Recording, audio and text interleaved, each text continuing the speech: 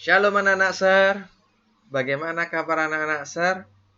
Harapan Ser, anak-anak Ser tetap sehat, kuat, bersemangat untuk belajar. Bersama dengan Ser, kita belajar pendidikan agama Kristen dan budi pekerti ya untuk kelas 12 SMA. Sebelum kita belajar, mari kita bersatu di dalam doa. Oleh karena kemurahan-Mu Tuhan, kasih-Mu, kami mengucap syukur karena begitu banyak hal yang telah Engkau lakukan untuk kebaikan kami. Bapa yang baik, ini kami mau belajar, ajar dan bimbinglah kami ya Tuhan, agar kami dapat mengerti, memahami setiap pembelajaran kami ini. Bapa yang baik, berkatilah orang tua kami, guru-guru kami, bangsa dan negara kami. Ya Tuhan Allah kami memulai pembelajaran ini. Di dalam nama Tuhan Yesus Kristus kami sudah berdoa dan mengucap syukur. Haleluya. Amin. Anak-anak Ser, kita melanjutkan materi pembelajaran yang telah kita pelajari sebelumnya. Kota perlindungan dalam kitab Perjanjian Lama. Bilangan 35 ayat 9 sampai 34. Anak-anak Ser, konsep yang merujuk kepada hak asasi manusia dapat kita temukan dalam kitab Ulangan 35 ayat 9 sampai 34. Di dalam kitab ini ya, Allah memberikan perintah kepada Musa untuk membangun kota-kota perlindungan. Kenapa? Agar orang yang tidak sengaja menyebabkan kematian orang lain tidak dibalas dengan dibunuh. Ya. Ia dapat melarikan diri ke kota-kota perlindungan yang jumlahnya cukup banyak. Ada berapa banyak itu? 6 kota. Apa saja itu? 3 kota di sebelah barat Sungai Yordan dan 3 lagi di sebelah timurnya.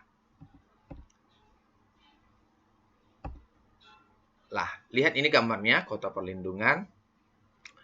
Ya, di sebelah barat ada Kades, ya. Ada Sichem, ada Hebron. Di sebelah timurnya ada Golan, ada Ramot Gilead, dan ada Bezer. Inilah kota-kota perlindungan yang dibangun oleh Musa atas perintah Tuhan. Ya, apabila seseorang membunuh atau mengakibatkan seseorang tewas, dan ia merasa tidak bersalah atau tidak sengaja telah menyebabkan kematian itu, maka ia dapat melarikan diri ke kota-kota tersebut untuk berlindung. Ya. Kenapa dia lari ke sana? Agar ia tidak dibunuh. Ya. Jadi ia harus tetap tinggal di kota itu sampai matinya imam besar yang telah diurapi dengan minyak kudus. Nah, kamu dapat baca dalam Bilangan 35 ayat 25. Nah, konsep inilah yang kemudian diambil alih oleh gereja. Ya, tahun 511 dalam Konsili Orleans di hadapan Raja Clovis pertama, setiap orang yang mencari suaka akan diberikan apabila ia berlindung di sebuah gereja, dalam gedung-gedung lain milik gereja, atau di rumah uskup.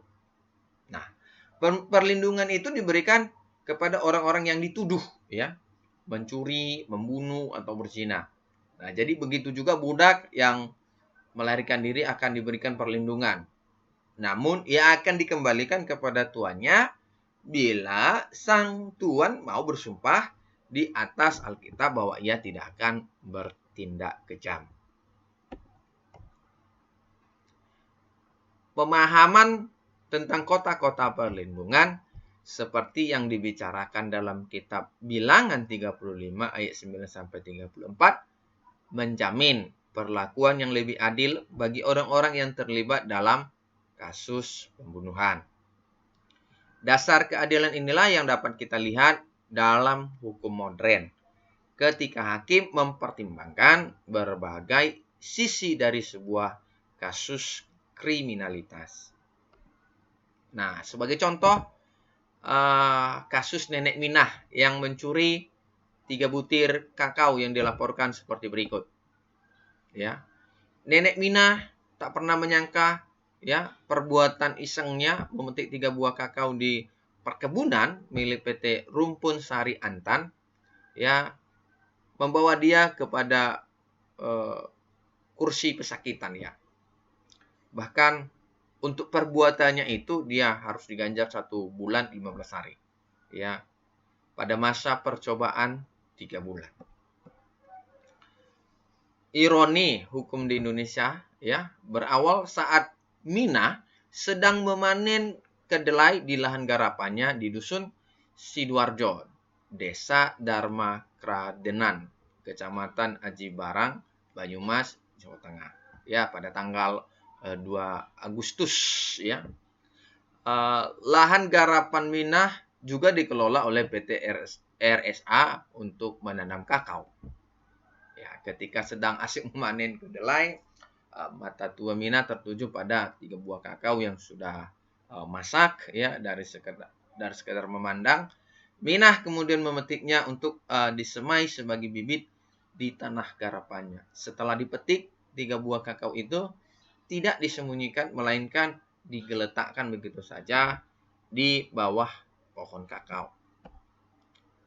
Dan hari Kamisnya ya, tanggal 19 bulan 11 2009, ya majelis hakim yang dipimpin Musli Bambang Lukmono SH memvonisnya 1 bulan 15 hari ya dengan masa percobaan selama 3 bulan. Nah, ya Minah dinilai terbukti secara sah dan meyakinkan melanggar pasal 362 KUHP tentang pencurian.